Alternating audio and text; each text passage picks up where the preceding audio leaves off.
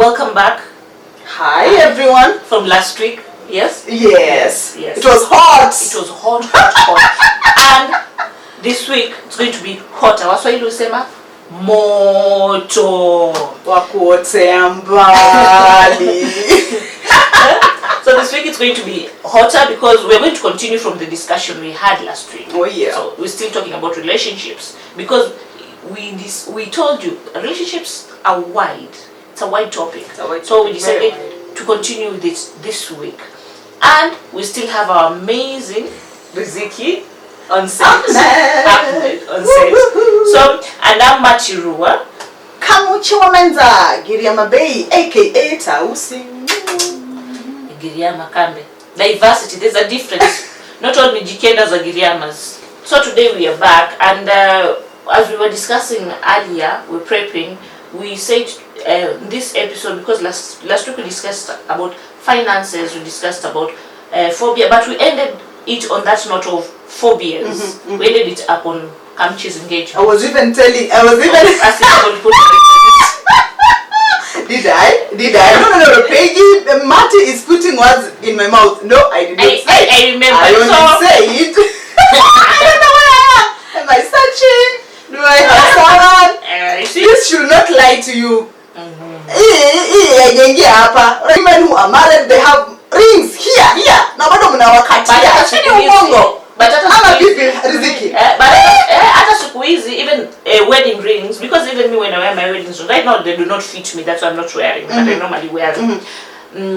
So people like this, the first few months I was married, I was wearing my wedding ring. So people used to ask me, "Is it somebody daddy ama umolewa?" Then I tell them I'm married. I say, "I always go umolewa. You are still young." But those are some of the things that we as married women sometimes hear people tell us, that wearing a ring doesn't necessarily mean that you are married. Kama anasema uwe mali safi imeenda imenipita. Yeah.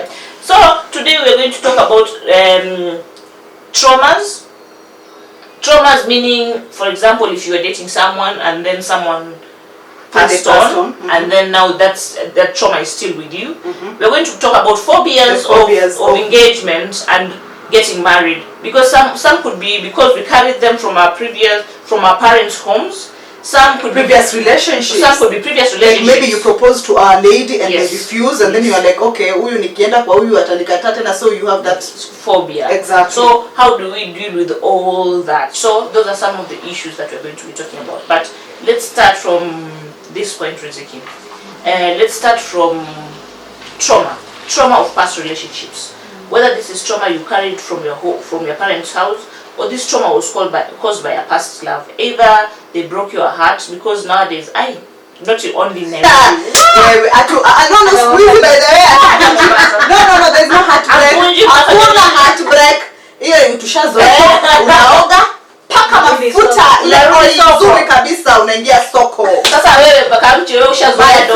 Kamchi ushazoea ndo, bado unapaka mafuta unarudi. Ile inang'ara kabisa. Kuna wale ambao sasa tunasema Gen Z, wale bado wanakuja. Unajua millennials, by the way, tushazoea katika relationships.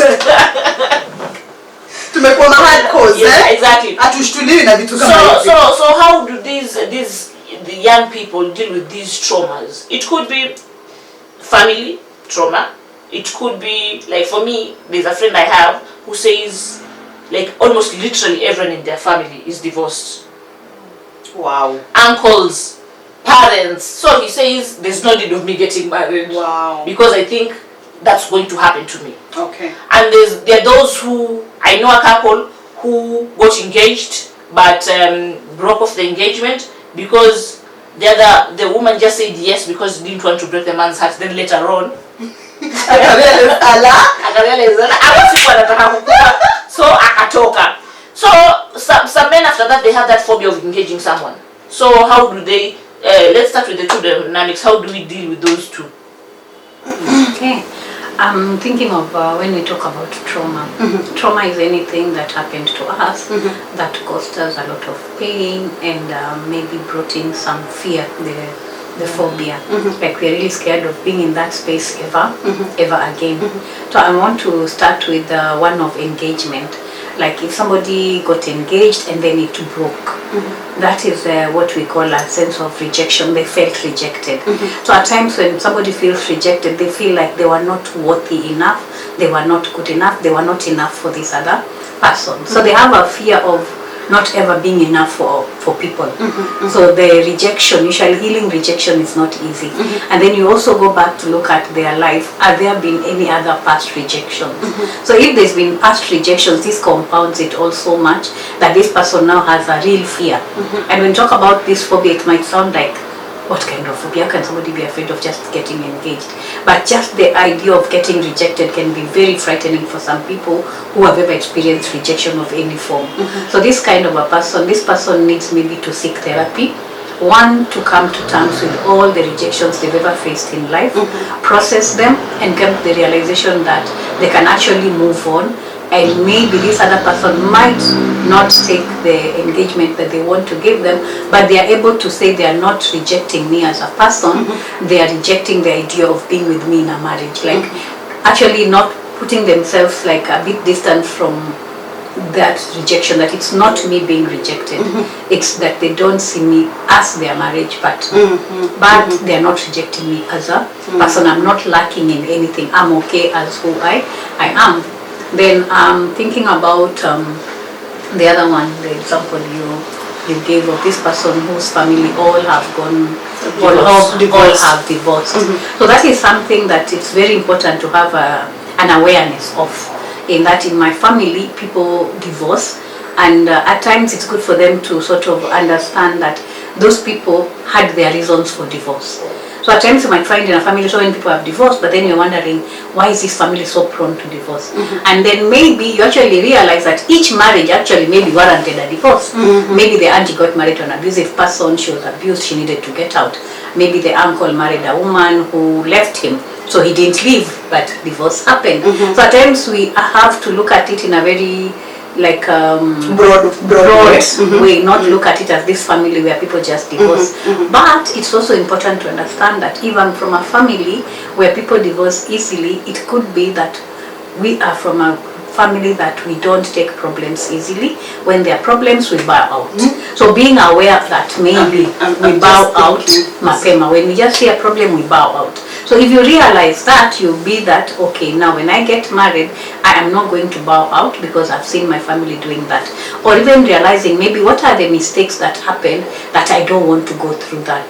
And I remember one time we were doing some premarital counseling with a couple, and I remember the man said his father divorced his mother, and the father marries and divorces quite like easily.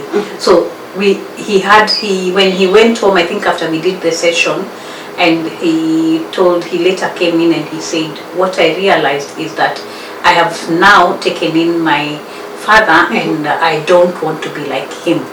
So I will be very conscious of me being able to bow out, because I think I've also been doing that in my friendships, that anytime something happens, he just leaves. So he realized that he has that, and he was now going to work on that. So that's why therapy now becomes very important, in that bringing that awareness of how do I treat divorce and why do I treat it that way, and in my relationships have I seen myself leaving anytime there's a problem, because I don't want to deal with a problem. Riziki, you know, there are people who say, ati your family yote wame divorce. Those people are cursed. But you don't even marry from that family. All of them, you will divorce. Because the way she's talking, because people will ask, how can it be such a coincidence? Wote. Anasi mmoja ama wawili, wote. So it comes to that, even as a woman, if you're getting married to that family as a man, so I think sometimes you'll have that fear. Or as a man who's married into that family, sometimes you'll have fear. How do you deal with that fear if you're getting married to such a family? Exactly. One, every marriage is different. Like there are no two similar marriages. They are so different, and even the personalities are so different. So you're marrying this person, you're not marrying his family. So his family may have divorced, but that is not who he is. You're looking at him as a person, not as a family. Imagine if we all looked at families, nobody would get married. Exactly. Honestly, nobody would get married. Every family has its own issues. So imagine if we just looked at families, you'd be like, So we are not marrying those families. And then families having gone through divorce does not mean they are cursed. Their families also who we see maybe are more prone to having many people dying, doesn't mean they are cursed. Like, let's just say that is how things are going for them, and we pray for them. We don't say they are cursed, because the minute we put a label on them, we stigmatize that family, and then later on we are the ones who actually cause problems for them. And then one thing, don't walk into a marriage with a feeling that this marriage will end. I always say, like, whatever we prophesize will come true. Because self-fulfilling prophecies. She said something that reminds me. Self-fulfilling prophecies. That reminds me, my husband normally says, ukitakacho, ukisemacho, utakipata. Which is so true. Because what happens when we have self-fulfilling prophecies, we work towards fulfilling those prophecies. So I can actually mess my marriage unconsciously. Remember, one thing I want us to leave here today with is that we operate a lot on the unconscious as human beings, a lot. So I will not do it consciously. I'm not breaking my marriage consciously, but I'm doing things unconsciously to bring it down so that my prophecy is fulfilled. So we have to be so careful about our prophecy. I'm looking at this situation, especially in our day and age. I don't want to say divorces are too many, but we have seen that relationships don't work that much. Single mother, as in, sasa nikija kwa ndoa nikiachwa ndashtuka nini, like riziki ndashtuka like kuko hivyo nao ndio wako. Kuna wako kamsema tulijua tu watawachana. Watawachana tu, si tulisema, tuliona. So unaingia kwa ndoa, miguu unasema ingia mguu mmoja nje mguu mmoja ndani, ndio kikiumana ukienda nje ushazoea kule nje, si kwamba ati I totally disagree. Ingia mzima. You see, don't live when a marriage ends. Let it not be because you didn't give your all. If you gave your all, even if it ends, you'll have this feeling of I gave my all. It didn't work. It has nothing to do with me. I gave my all. So let's not go ngumoja inje. What about those couples who, yes, you're both ready to get married, but once you get into marriage, there are those couples who, when you get married immediately, you have children. And then there are those dynamics whereby, yes, you'll get married, but one of them is not ready to have kids yet. Mentally and even emotionally. Yeah. How do they deal with it together? Do they sit and talk about it and come to a compromise, or what happens? Yes, that is about sitting and talking about it. Why is this person not ready to have kids at that point? Is it because they are in school? Is it because they are scared maybe of something? Maybe they've gone through a bad experience or a loss or anything. Like, let us have these discussions. And for me, I believe in discussions a lot. Let's discuss. I want children. You don't want children. Okay. How many children, how many years do you want to have? Let's give each other 2 years maybe. Let's go by 2 years. Then if I want 2 years and this one wants a kid immediately, can we compromise and have maybe 1 year? So it's like, how do we meet each other? For me, I always say, how do we meet each other? Halfway. It means I take a step, I give something, the other one takes a step, and they give something. So each one of us is giving and taking a step, and that's what I believe marriage is about. It's always about taking a step and giving away something. It can't always go your way. It's not always it has to go vile mimi nataka. If you're this person, it has to go vile mimi nataka, of course it will not work. And that's when tutasema tulijua tu wataachana. Sisi wengine wana midomo mibaya. Unasema tulijua wataachana, huwa ni midomo mibaya. But sometimes tulijua tuliachana is sometimes can happen. I think sometimes, yes, sometimes when one is maliciousness. But sometimes some people have watched you and they have seen the red flags that both of you should have seen. But ninyi mkaamua we want this relationship tuendelee mbele, lakini hao watasema you know what, we are your family, we will support you. But the red flags are there. We expect whatever the outcome will be, we will not be shocked. Because most of the time, sometimes kuna msemo kusema mtu akiwa katika mapenzi, whatever you na kuambia we kama sikio la kufa hapa ni uongo. Wanasema do not fall in love with your eyes closed. How now? Hebu fafanua. Kama nipoteza, yani ina flow. Love with your eyes wide. And when people say love is blind, hapana, mimi nilisema your love ya blind tu achana. fall in love with our eyes wide open. Like keep your eyes wide open. And when we're saying wide open, unaona kila kitu. And at times our families see what we don't see. I've seen so many marriages. Even me, I love couples who will come, and I can see this one is going nowhere, because you can see these are totally. It's not just going to work. Sometimes parents can see, sometimes friends can see, and that is sometimes it's not malicious. We could actually see it. We just were waiting for when will it happen. Because we told you, pengine, that you didn't listen, and maybe you would not take our advice. Macho, you are so in love, ulifunga macho. So the time you now open macho, the marriage is over. You know, and you're in this big shock. So let us fall in love, girls, guys, with our eyes wide open. And remember what we said from the word. Wide open. What you see is what you get. What you're getting. What you get.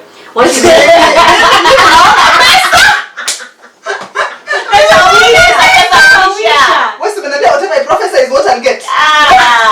You may prophesy and get it now, but pesa ukuja ikaisha. Then what happens? I'm seeing money, I'm seeing life, I'm seeing being spoiled, I'm seeing what? All these things. See, those are things that utataka, and it's very important to know what you want. Also, it's very important. Kama wewe unajua unataka pesa, basi tafuta msee mwenye pesa. Don't go looking for a guy who loves you, who cares for you, but doesn't have the money, and then you start pressurizing him. You'll be frustrated. He is going not to be so happy. So just decide. If it is the money, for you it's not love. Ni pesa. So you are going to go for that person with money, whether he's a nice person or not. That's what you want. But I think in life, from my experience, I think I'll talk about sitting in this office.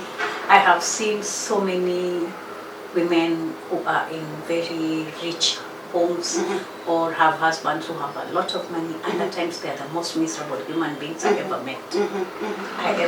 Watu wanasema heri nilie nilie kwenye Range Rover. Let me give an example. This is a true story. There's a lady who used to tell me every time she's upset she's given an M. 1 M.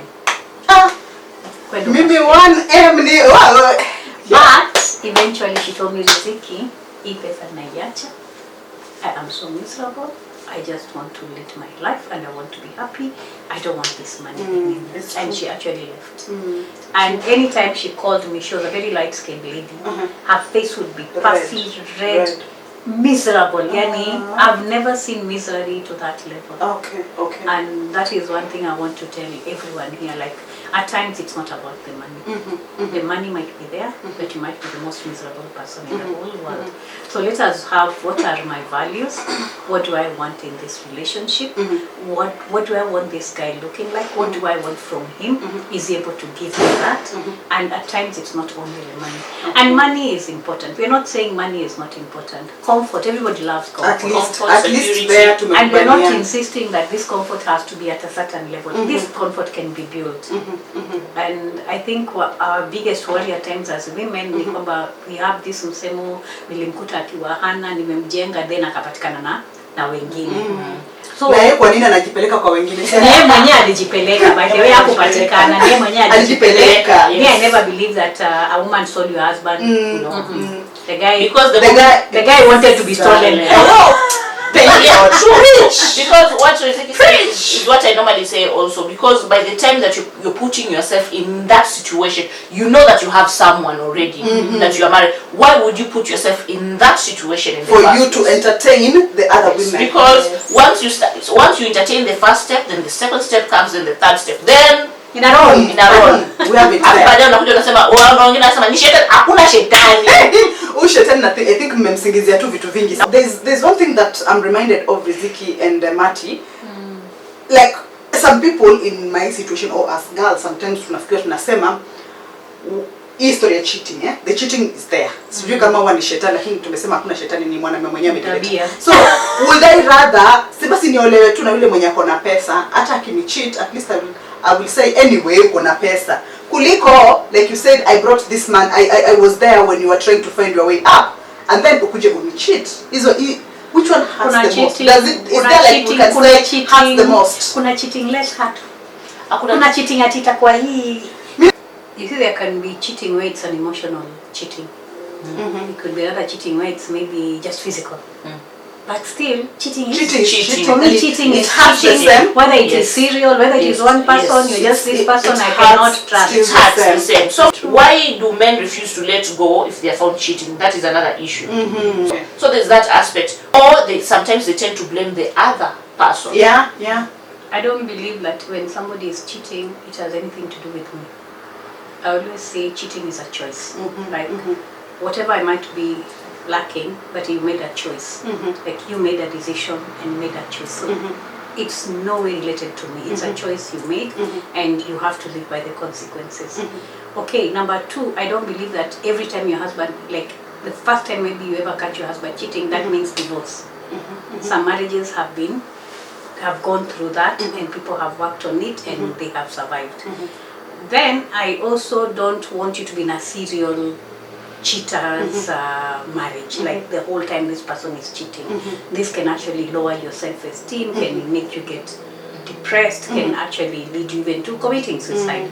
So at times we have to sort of look at it in a very clear way, talk to somebody who also looks at it from a different angle than you, then sit and do the pros and cons, then make a decision based on how do I feel about this at this point in time, and how will I feel about it 10 years to come. So some decisions we don't rush to make them, we take time.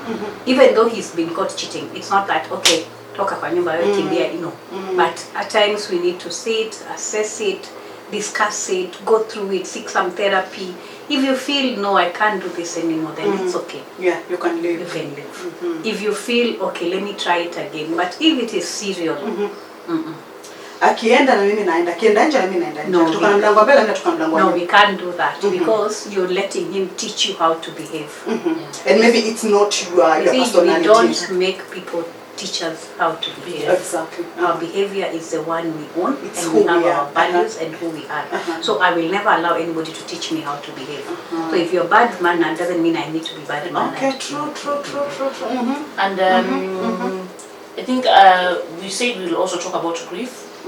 Yeah. When you're dating someone, then the person passes on. Those who are not married, they tend to take a long time to get married. And even those people who are in marriage already, and then they lose a loved one, because now you still carry that baggage. So how do they deal with it? I think one is people have a fear of loss happening again, because loss can be very painful. And losing somebody that you intended to get married to is something that can be profoundly painful, and at times people don't know how to move on. They get stuck. So when they are stuck is when we as either their friends and family should help them to process this grief, to be able to move on. At times they feel guilty that I had told this person that they're the only person I would ever love, and they're the only person I'd ever be with. So they feel like they are going against what they had agreed with the other person. So the sense of guilt they walk around with. And as we know the process of grieving, we know there's that part of feeling guilty. Like that guilt of, do I move on? How will it be? Is it fair? And when we come back, and even when we are doing our marriage vows, what do we say? Until death do us part. So when death does us part, it means that now I should sit and grieve this person, and then I should move on with my life, because I didn't die. It's them who died, and you're not guilty of moving on. I even hate it when people say, after 1 year, namenda meoa. I'm usually like, it was until death do us part. And everybody has their grieving process. Period. Some Process. people will even want to marry maybe after 1 year, soon as as soon as possible, so that they because can- they don't go nuts. Exactly. They're feeling like they're going to go crazy. Yeah. They need to be made with somebody. So us being the judge of people, I think we should stop that. Let's not judge people, and let's give people the space to grieve, and then let's allow them, if they decide to move on, to move on. But this person has a lot of work to do, because we don't want you getting married and then you keep reminding the other person, so and so would have done it this way, so and so alikuwa anifanyia hivyo, if I was with so and so, this marriage would have looked better. If so, you know, those so and so's are the ones now that come and mess. So this person, before they move on, they need to process their grief, they need to process their their pain, and then they need to allow themselves to move on. And the person getting married to this person should also be sensitive, very sensitive. There are times they will bring the person. Yeah, they will bring have to talk about them at some point. And at times you might even take them to a restaurant, and that reminds them of the other person. Wow. So you have to deal with all the emotions. Sometimes you even wear a certain dress, or you watch a certain movie which they watch together, and then they just remember all that. So it's like this person has to be very sensitive to that. This person did lose someone, and there are times when they will go through something, but I will support them. So it's like coming in very mature, knowing that I will deal with some of this loss. So for people who have gone through loss, I would encourage them to seek therapy if they're feeling they're stuck, and then be able to move on with their lives. Well, I think that wraps up. Yes, that wraps up our talk. Of course, not all that. There's so much. We'll come back here again. Relationship, we will. We will. And for those who think that they have an issue, you can always come and talk to Dr. Riziki. Oh yes, she's available for you. Yeah? We are shooting this video from her office. Her office is called Hidayah Timeless Counseling and Training Consultants. Hurlingham, Jabavu Street. Yes. But basically that's it for this episode and the relationship. Of course, we'll come back to the relationship thing, but at least for the few topics that we've touched on, zimetufungua macho na masikio. Masikio yangu yametoa taka vizuri sana, nilikuwa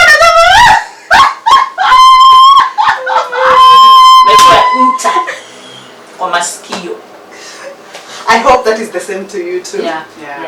So until next time, bye bye, see you. Bye bye. Bye.